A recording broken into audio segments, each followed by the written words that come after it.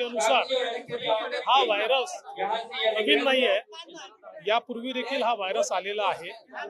पुन्हा त्या व्हायरसचा चेंचू प्रवेश होताना दिसतो आहे। या संदर्भात जी काही ॲडवायझरी आहे ती आम्ही लवकरच त्या ठिकाणी जारी करू।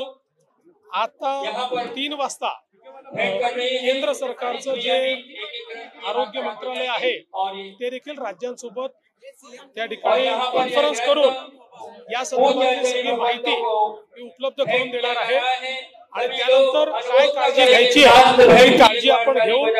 आता लगेच पूर्णपणे घाबरून जाण्याची आवश्यकता नाही आहे किंवा माझी माध्यमांनाही विनंती आहे की या संदर्भात कपोलकल्पित माहिती किंवा कोणी काही सांगतं अशा प्रकारची माहिती देऊ नका।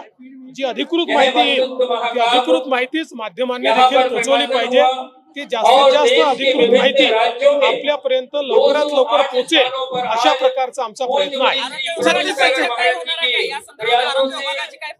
आज आरोग्य विभागाची बैठक झालेली आहे आणि आता केंद्रीय आरोग्य विभागासोबत बैठक ऑनलाईन चाललेली आहे।